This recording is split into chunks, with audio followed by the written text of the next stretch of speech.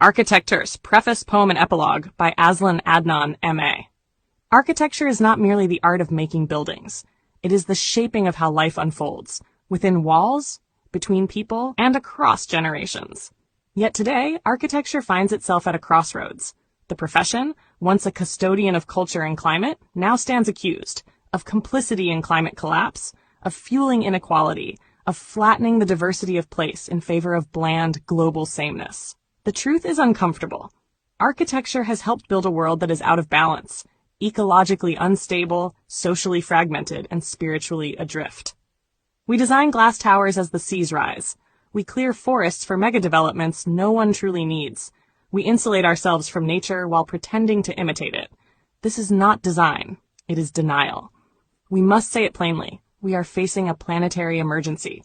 Architecture cannot afford to be decorative, deferential, or diluted. It must be revolutionary. This poem, ARKITEKTUR, begins in that space of disillusionment, not to dwell in despair, but to shine a clear and fearless light. It draws inspiration from the work of Malaysian ecological architect Ken Ying, who has long insisted that the built environment must become a living system, not a parasite on nature, but its partner. His metaphor of the ark, like Noah's, is a vessel of salvation. But unlike the biblical tale, this one is of our own making, and it is already leaking. Yet even within that darkness, we carry seeds of renewal. The tools exist. The knowledge is here. The crisis is not one of capability, but of collective will. If we choose to act as designers, citizens, stewards, we can still transform this ark from a sinking relic into a generative cradle for all life. Let this poem be a reckoning. Let it also be a rising. In memoriam terra, but not yet. We build as if the earth were endless, as if time bowed to concrete, as if beauty absolved destruction.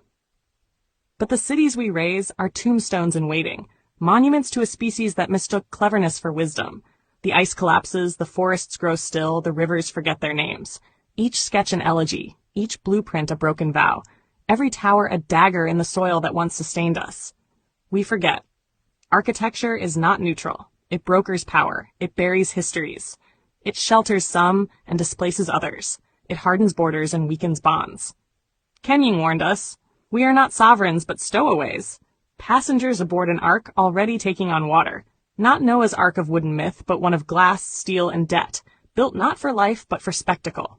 Its hull, denial. Its ballast, carbon. Its course, unsustainable.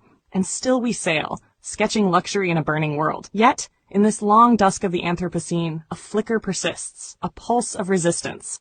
Not siren, but signal. Not warning, but design. For we know another way. The knowledge is here. The tools have names. Timber, solar, permaculture, rain. Designs that breathe, not suffocate. Structures that listen to wind, that welcome birds and lichens, that remember the forest. It is not salvation we lack, it is will. But the will can be rekindled, like green shoots after fire, like coral after bleach, like children sketching hopeful cities with crayons and wild hearts. Let this ark not founder in hubris, but rise in humility. Let architects become gardeners. Let planners become poets. Let every structure whisper, you are part of this world, not its master. This is our century's design brief, to house not only humans, but all that breathes and belongs, to compose not monuments to capital, but habitats of care. And if we all lift together, bricklayers and dreamers, engineers and elders, mothers and makers, the ark will hold, and we, fallible but awakening, will inscribe the next architecture in the language of kinship. Not merely to survive, but to restore, to rewild, to remember who we are. The poem above draws on the visionary ecological thinking of Malaysian architect Ken Ying. The following excerpt from his seminal work, On Ecological Design, expands upon the conceptual metaphor of the ark, not as myth, but as living imperative. The earth is the only ark we have, and it is not an ark built for humans alone. It is a biospheric vessel that must support all species, all ecologies, in mutual sustenance. In designing our buildings, cities, and infrastructures, we must stop pretending we are separate from nature. The ark is not out there, floating on some distant flood. We are already in it. The leaking has begun.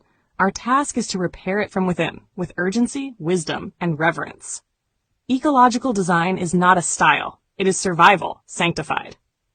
On ecological design.